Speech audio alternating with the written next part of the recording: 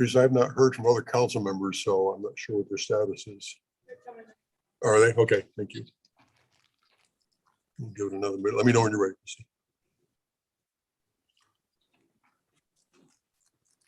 All right, we've got everybody in. Okay.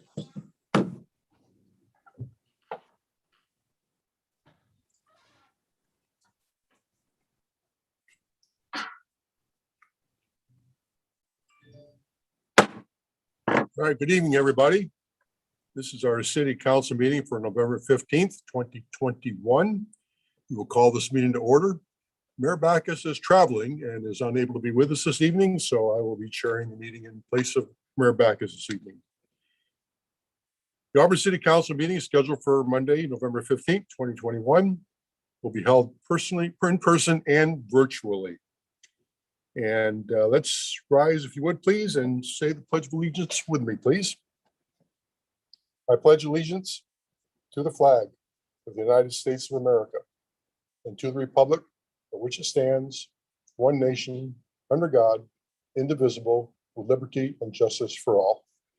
Please be seated. Teresa, will you please call the roll? Deputy Mayor DeCoursey. Here. Councilmember Baggett. Here. Councilmember Brown. Here. Councilmember J. Raj. I am here. Councilmember Malinga. Here. That was it. Councilmember Stearns. Here. Councilmember Trout Manuel. Here. Thank you. All right, we have two proclamations this evening I will be reading on behalf of Mayor Backus. And the first proclamation is Small Business Saturday. Whereas we celebrate our local small businesses and the contributions they make to our local economy and community. According to the United States Small Business Administration, there are 31.7 million small businesses in the United States. They represent 99.7% of all firms with paid employees in the United States and are responsible for 65.1% of net new jobs created from the years 2000 to 2019. And whereas small business employs 47.1% of the employees in the private sector in the United States, 88% of U.S. consumers feel a personal commitment to support small businesses in the wake of the pandemic, and 92% of small business owners have pivoted the way they do business to stay open during the pandemic. And whereas 56% of shoppers reported they shopped online with a small business on Small Business Saturday in 2020. And more than 50% of consumers who reported shopping small endorsed a local business on social media or shopped at a local business because of social media recommendations. And whereas the city of Auburn supports our local businesses that create jobs, boost our local economy, and preserve our communities, and whereas advocacy groups, as well as public and private organizations in the country, have endorsed the Saturday after Thanksgiving as Small Business Saturday. Now, therefore, I, Nancy Backus, Mayor of the City of Auburn, Washington, do hereby proclaim November 27th, 2021 as Small Business Saturday and urge all residents of our community and communities across the country to support small businesses and merchants on Small Business Saturday and throughout the year, dated this 15th day of November 2021, City of Auburn, Mayor Nancy Backus, Mayor. Our second proclamation is GIS Day. Whereas Geographic Information Systems, GIS Day, is a day devoted to users of geographic information systems and dedicated to demonstrating real-world applications that are making a difference in our community. And whereas the first formal GIS Day took place in 1999 and was inspired by Ralph Nader, he considered GIS Day as a good initiative for people to learn about geography and the uses of GIS. And whereas the City of Auburn has implemented a highly successful enterprise-wide GIS in support of its goals, initiatives, and programs. And whereas the city's GIS has provided significant benefits to staff, the community, and our partner agencies. And whereas the city's GIS technology and staff continue to create efficiencies and value for not only Auburn city staff, but for city applications, data, and ultimately the citizens of Auburn. And now, therefore, I, Nancy Backus, Mayor of Auburn, do hereby proclaim November 17th, 2021 as GIS Day in the city of Auburn and invite the community to learn more about the benefits of GIS in their daily lives. Dated this 15th day of November, 2021, City of Auburn, Nancy Backus, Mayor. And a little shout out to David and his staff at IT for doing the work they do, and council for us for them bringing the technology they brought to us and sharing the GIS system that they've implemented so wonderfully in our city overall. So thank you for that. Okay, I don't believe we have any new business this evening. Our public hearings. We have a public hearing this evening, and any interested person is invited to attend the public meeting or submit written comments regarding the 2021-2022 mid-biennial budget amendment. All written comments must be received prior to 5 p.m. on November 15th, 2021. Please mail comments to the City of Auburn, attention Sean Campbell, City Clerk, 25 West Main Street, Auburn, Washington, 98001. Or fax comments to attention Sean Campbell, City Clerk, fax number 253-804-3116. Or email comments to publiccomment@auburnwa.gov. And as a reminder, these addresses are also the same for our audience participation, so I want to be repeating this once this evening. So at this time, I will open the public hearing for the 2021 mid-biennial budget amendment public hearing. And the mid-biennial budget amendment, is there any staff participation or presentation this evening? Okay, hearing none. Oh, sorry, Deputy Mayor. This is Finance Director Thomas. There is no additional presentation for the hearing tonight. All right, great, thank you. And we have, I see no one in the chambers here for public comment in person. Council, do you have any questions or comments regarding the mid-biennial budget amendment for 2021-2022? Okay, hearing none. Close the public hearing. We will now open up the audience participation portion. This is the place on the agenda where the public is invited to speak to the city council on any issue. And Teresa, do we have any public comments that came in for the council this evening? No, Your Honor, we did not. We did not. Thank you very much. Okay. I believe we have no correspondence this evening. No correspondence. All right, we'll move on to council ad hoc committee reports. Council ad hoc committee chairs may report on the status of their ad hoc council committees, progress, and assigned tasks, and they give their recommendations to the council, city council, if any. We have one committee for ad hoc, that is the Finance Ad Hoc Committee, chaired by Councilmember Baggett.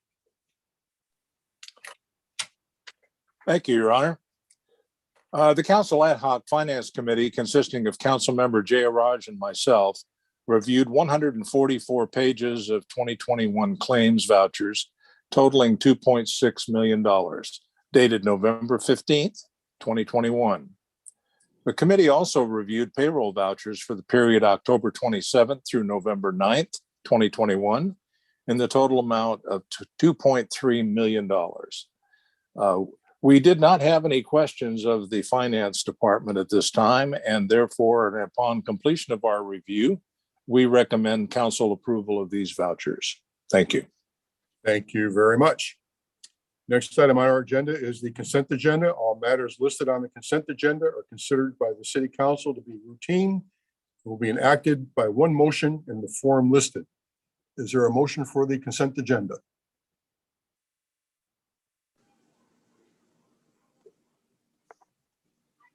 Councilmember Trout-Manuel. Thank you, Deputy Mayor. I would like to make a motion on the consent agenda. And Councilmember Brown. Thank you, Your Honor. I would like to second that motion. Thank you. Councilmember Trump Manuel. Yes, as Councilmember Baggett read on the minute, would like to approve the minutes of October 25th, 2021 study session, the minutes for November 1st, regular council meeting for 2021. Also, the claim vouchers that total up to $1,109,462, along with the payroll vouchers for the amount of $2,319,618 for the period of October 27, 2021 to November 9th, 2021 are approved by the payment for payment this November 15th day of November 2020. I move to approve the consent agenda. Thank you very much. Okay, please unmute. All those in favor of the consent agenda, please say aye. Aye. Aye. Any opposed? Motion passes. Thank you. All right, I believe we have no unfinished business this evening. We will move into ordinances. Ordinance number 6837, an ordinance amending ordinance number 6794, the 2021-2022 biennial operating budget ordinance, and ordinance number 6796, the 2021-2022 biennial capital budget ordinance as set forth in Schedule A and Schedule B. Councilmember Baggett. You're muted, Bob. I move to approve ordinance 6837. Councilmember J. Raj. Thank you, Your Honor. I'll second that motion. Motion. Thank you. Councilmember Baggett. Yes, this ordinance represents the fourth budget amendment for the 2021-2022 biennium and the first budget amendment for 2022 for a total of $20.3 million and includes increases for previously approved programs, adjustments, and 4 new full-time employees and 1 limited-term employee. Thank you. Thank you. All those in favor of ordinance number 6837, please signify by saying aye. Please unmute. Aye. Aye. Aye. Any opposed? Motion carries. Ordinance number 6838, an ordinance related to the regulation of land uses on and surrounding the Auburn Municipal Airport, amending chapters 18.38 and 18.04 and sections 18.01.030 and 18.23.030 of the Auburn City Code and amending the comprehensive zoning map, creating a new airport overlay. Councilmember Stearns. Thank you, Deputy Mayor. I move to adopt ordinance number 6838. Councilmember Brown. Thank you, Your Honor, and I would like to second that motion. Thank you. Any questions or discussions, council? Okay, all those in favor of ordinance number 6838 signify by saying aye. Aye. Aye. Any opposed? Aye. Ordinance 6838 passes. Thank you. Ordinance number 6842, an ordinance establishing the levy for regular property taxes by the city of Auburn for collection in the 2022 for general city operational purposes in the amount of $23,897,840. Councilmember Baggett. Thank you, Your Honor. I move to approve ordinance 6842. Councilmember J. Raj. Thank you, Your Honor. I second that motion. Thank you. Councilmember Baggett. Thank you. This ordinance establishes the 2022 property tax levy based on the preliminary assessed valuation provided by King County and represents a 1% increase of $233,481 over 2021 for a total levy of $23.9 million. Thank you. Thank you. Council, any questions or discussion or comments? Okay, please unmute. All those in favor of ordinance number 6842, please signify by saying aye. Aye. Aye. Any opposed? Ordinance number 6842 passes. Now move on to resolutions. Resolution number 5623. The resolution authorizing the mayor to execute an access easement in favor of King County for access across a portion of city-owned property, Tract E of Auburn 40 PUD. Do I have a motion? Councilmember Stearns. Thank you, Deputy Mayor. I move to adopt resolution number 5623. Councilmember Trout Manuel. I'd like to second that, Your Honor. Thank you. Councilmember Stearns. Thank you, Deputy Mayor. The resolution would grant an easement to King County over a portion of city property that will provide King County access for their work while causing very little impact to the city property. The property sits at the north end of the Reddington Levee Trail along the Green River, adjacent to the Monterey Park neighborhood and the Port of Seattle's third runway mitigation site. Thank you. Any discussion, council? Seeing none, please unmute. All those in favor of resolution number 5623, please signify by saying aye. Aye. Aye. Any opposed? Motion carries. Resolution number 5626. A resolution setting a public hearing to consider the vacation of right-of-way of a portion of West Main Street, east of Lund Road Southwest, within the city of Auburn. Do I have a motion? Councilmember Stearns.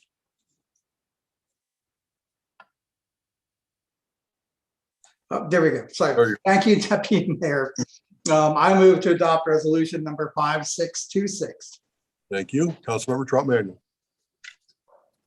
I second that. Thank you. Councilmember Stearns. Thank you, Deputy Mayor. The resolution sets December 20th, 2021 as the date for a public hearing regarding a vacation of right-of-way on West Main Street, east of Lund Road, Southwest. Thank you.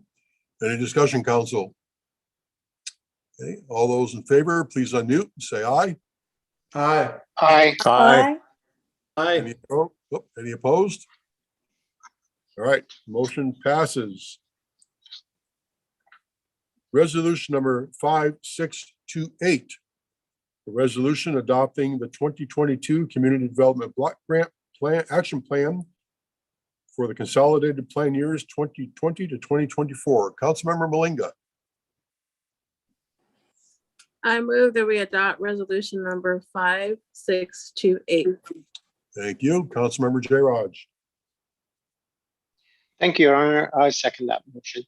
Thank you. Councilmember Malinga. This resolution adopts the 2022 annual action plan for the City of Auburn's Community Development Block Grant. This is a requirement of the Department of Housing and Urban Development in order to receive our annual entitlement award. Resolution 5628 will allow the city to carry out planned expenditures in accordance with the priorities established by the council approved 2020 through 2024 consolidated plan.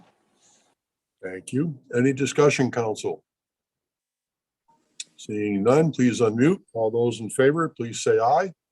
Aye. Aye. Aye. Aye. Okay, resolution number 5628 passes. Resolution number 5631. Resolution authorizing the mayor to execute an agreement between the city of Auburn and the Department of Ecology to implement the 2021-2023 Local Solid Waste Financial Assistance Grant Program and accepting program grant funds. Councilmember Trout Manuel.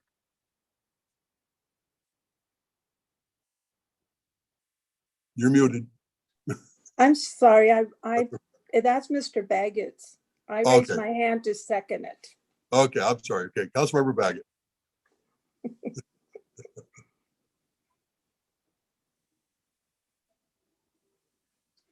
You're muted, Councilmember. It's catching tonight. This resolution authorizes the mayor to execute an agreement between the city of Auburn and the Department of Ecology to implement the 2021-2023 local solid waste financial assistance grant program and accepting program grant funds. Councilmember Trout Manuel, go ahead. Thank you, Mr. Baggett. I'm sorry I stepped on your toes. I would That's like all to right. second that. Thank you. Any discussion on the resolution, council? Okay, seeing none. All those in favor, please unmute and say aye. Aye. Aye. Any opposed? Motion carries. Thank you. That takes care of the business portion of our meeting this evening. And we will now move on to mayor and council member reports. At this time, the mayor and city council may report on significant items associated with their appointed positions on federal, state, regional, and local organizations. And I'm going to kind of go in order of how I see people on the bottom of the screen, at the top of the screen. I'm going to start in my bottom right-hand corner with Councilmember Trout Manuel. Thank you. I was pretty busy all month, but I'm going to just cover what happened this past week. On Friday, November 22nd, I met with my National Leagues of City, HELO, Hispanic Elective, Local Official Constituency Group. We focus on the draft that we wrote to send to Congress, and it was State of the Digital Divides in Hispanic Communities. It's something that we've been talking a lot about is the broadband. And we had Mr. Alejandro Rourke, Executive Director of the Hispanic Technical and Telecommunication Partnerships. He shared a lot of the information that is in the works from the technical networking, race equity, broadband. It's all in that's going to be in the infrastructure bill, which we all were very happy to hear.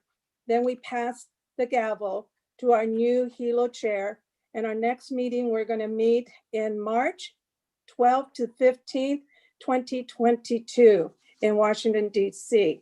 There was lots of notes to take on that, so I don't want to share all of it right now. Then today, we met with the Human Development Federal Advocacy Committee at 1 o'clock.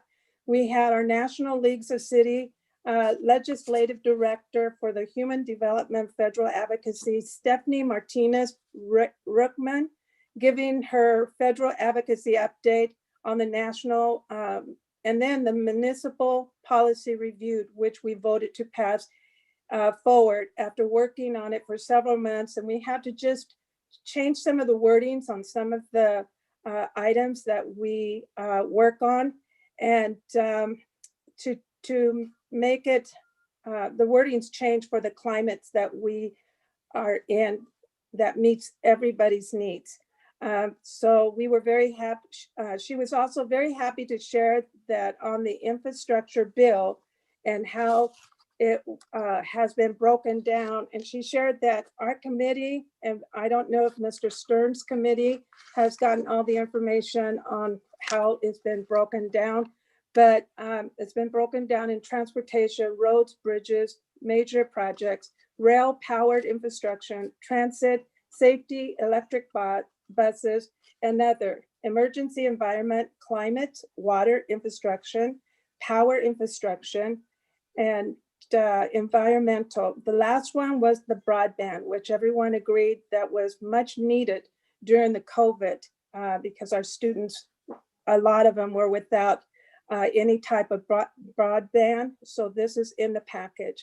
I know, let's see, it's something that we're all so happy because this bill has been something that we've all been waiting for so long.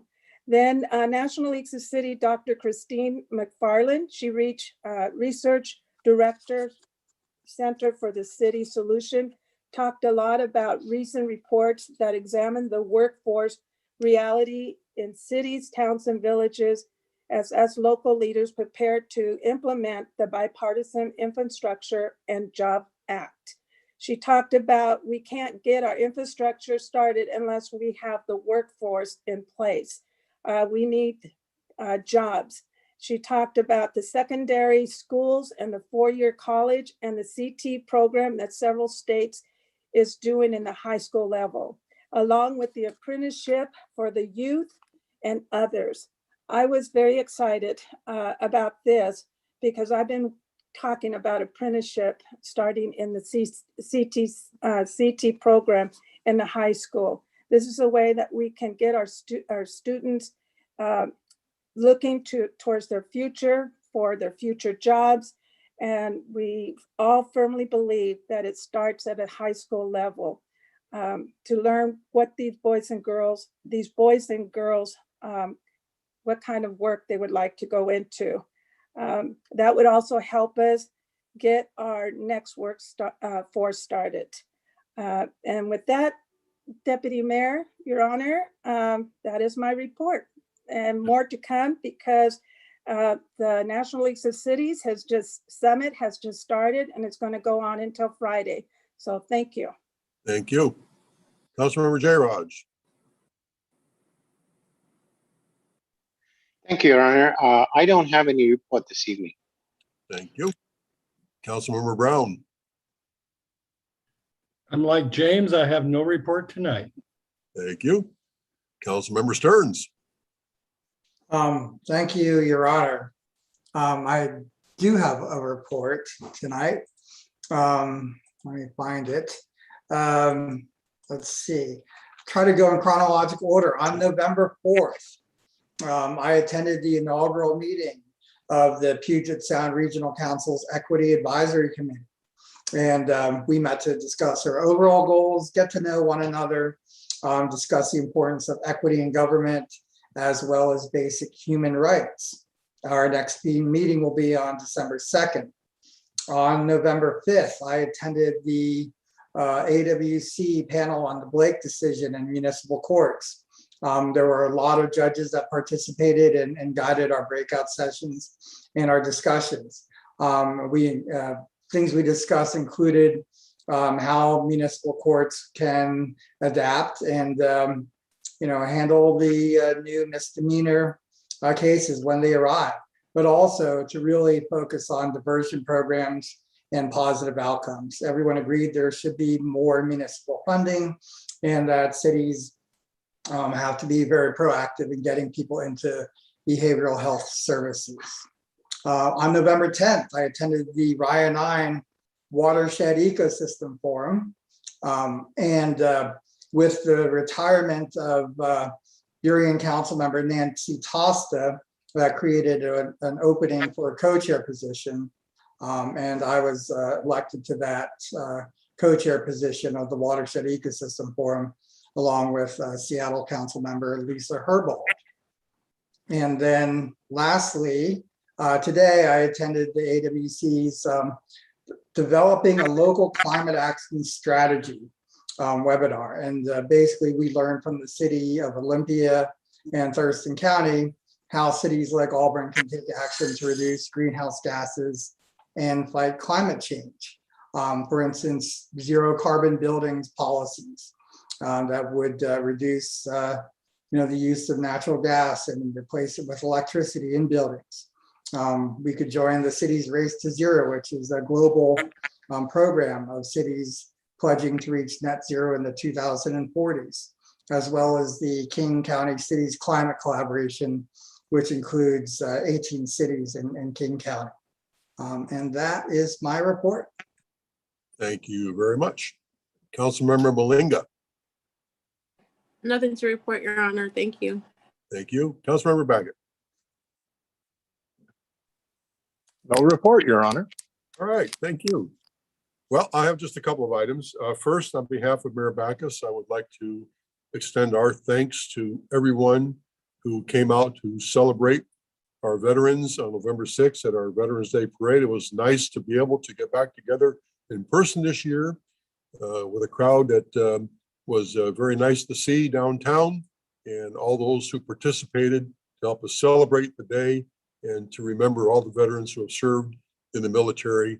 And we just really enjoyed being back together again and look forward to another successful parade again next year. And then one last item for me, the Monday, November 8th, along with Councilmember Trout Manuel, we attended the Association of Washington Cities Federal Legislative Priorities Committee. First meeting we've had in quite a while. We met virtually, of course, but we had a very nice long meeting and established some priorities going into the federal legislative season coming up. And the items that we are still looking at supporting through AWC's federal legislative priority committees is the investment in local public infrastructure. And with the passage of the infrastructure bill, that's a good start. So we've got a ways to go, but that helps as well. Continue to invest in our safe communities. And this is supporting federal policing reforms that address race equity and enhancing transparency and the public trust in law enforcement. And we must also remember we respect our local control over city law enforcement policies. Next item is investing in transportation, supporting those federal policies that enhance municipal efforts to provide essential transportation systems. And then investing in affordable housing, which has been low, is a huge undertaking. I added a couple of little adjectives to the statement to support the federal participation in funding for affordable housing. And we need to have significant investments from the federal government to help us meet the demand and meet the supply needs for affordable housing across the country. And then the last two items are to protect the public control over public right of ways, and also to protect local fiscal sustainability and regulatory efforts. This is including the preservation of tax exempt municipal bonds and other methods of municipal support for local governments. And with that, we have no need for an executive or closed session this evening. So council, we are adjourned. Thank you very much for your participation. Everybody have a great evening.